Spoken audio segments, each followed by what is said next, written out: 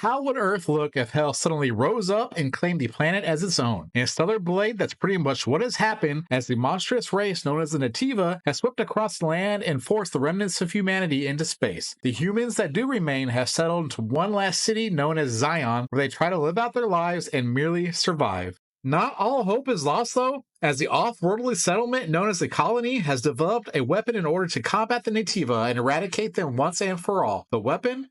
A bunch of super sexy super soldiers whom the remaining humans refer to as angels. They've earned their name based on the way they're dropped into the planet in waves with the sole purpose of ending the entire Nativa race once and for all. Are y'all catching all the biblical references so far? It doesn't stop there. Our main protagonist of the story is known as Eve, who, as well endowed as she may be, is pretty much a total badass. Speaking of Eve's very apparent assets, I think the marketing team did a huge disservice to this game by focusing on its highly sexualized aesthetic. This was Shift Up's first attempt at developing a game for a console, and man, they sure did come out swinging and didn't hold anything back. Stellar Blade instantly throws you into the action as Eve's drop goes horribly wrong with multiple ships being destroyed, pods crashing on their descent, and angels being slaughtered by the Nativa when they land. Luckily for Eve, she is rescued by her friend and fellow super sexy soldier known as Tacky. Unfortunately, Tacky sacrifices herself to save Eve from an alpha Nativa, and thus our story begins. The next scene is of Eve talking to Adam, whom is later revealed to have rescued her from the chaos after Tacky is killed, and they set off on a mission to rid the area of Nativa and find and kill an alpha and obtain its core. Ultimately, Eve needs 4 alpha cores in order to infiltrate the Nativa nest and eliminate its elder.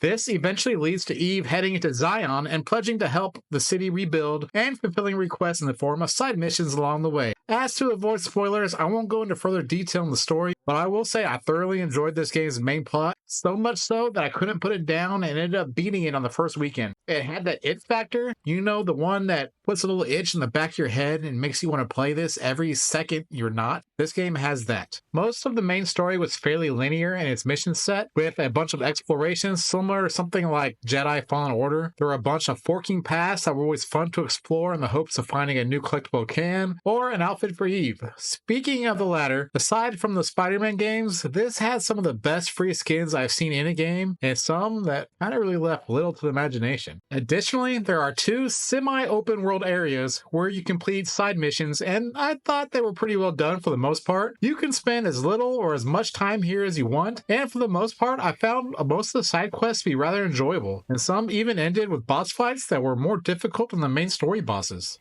And that gets me to my first complaint with this game. It was way too easy at times. Many of the story bosses took me 1 to 2 tries at most to beat, and it's a shame because they are really well designed. As a Souls-like lover, I would have preferred a harder challenge, and am hoping the hard difficulty mode that you unlock after beating it on normal provides that challenge. That said, the farther you do get into the game, the bosses do get a bit tougher, but so does Eve, so it kind of evens out a little bit. Let's talk about the RPG aspects too. The skill system was well done. You unlock points through gaining experience from quests and killing enemies. You can unlock new skills like perfect dodge, increasing your parry windows, or one of my favorites, blink. When an enemy flashes blue, if you hit forward circle, you teleport behind the enemy and can unleash a bunch of attacks before he rights himself. Additionally, every time you unlock the skill, you are able to go into the training area and actually test it out and get a handle on it. Additionally, you're able to customize Eve as far as her build goes with exospines.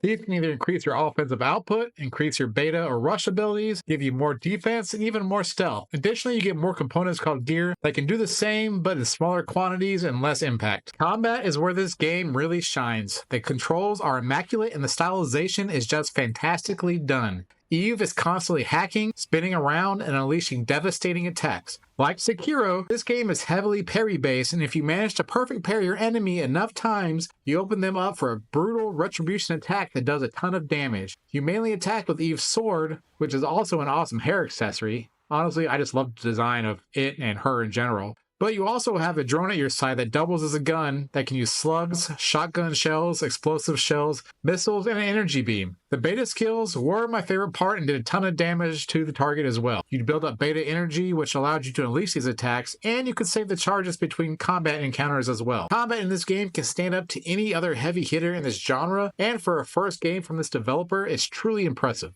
though, where movement and control while in combat is wonderfully done, outside of combat can get a bit tricky and feel a bit clunky. There are a few platforming sections where the jumps and movement must be super precise, or you end up missing your target, while failing to grab a rope or a ledge, or sometimes Eve would just speed up randomly and throw you off. The controls, like I said, were clunky in these sections, and while it didn't kill my enjoyment, I did find myself growing frustrated at some of these sections. The sound and music in this game were amazing as well. The sound effects were all great and led to the intensity of every fight, but man, the music in this game, mwah, chef's kiss. Every boss fight would kick into gear with some hard rock or dubstep starting up, and all of it slapped. The music outside the fights was minimal, usually some chill music like something you hear in a Final Fantasy game. I thought the voice actors all did their job well for the most part. Eve started off a bit slow for me, but I think that was more of her character being naive to the world, but she eventually rounded out, and I found myself really enjoying the character. Adam, though?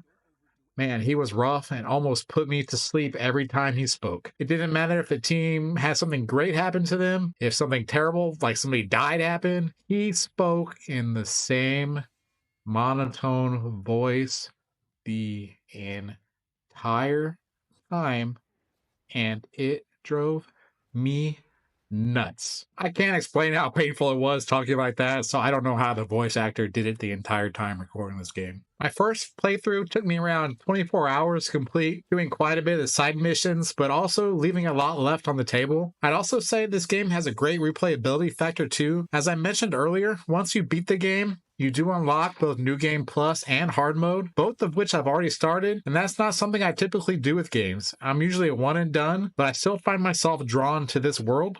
Additionally, there are multiple endings, and I want to see how each alternate path plays out. For my final thoughts, this game was an absolute blast and a joy to play through. I found myself fully immersed with the world and the combat, though it does lose a point for some of the more clunky controls outside of combat and Adam's atrocious voice acting. This game is easily a 9 out of 10 for me and is my early frontrunner for Game of the Year. Additionally, Shift Up has a new fan in me, and I can't wait for the follow-up to this game. Now, if you'll excuse me, I have some more skimpy outfits to go find. Thanks for watching, everybody. Shimmy signing out.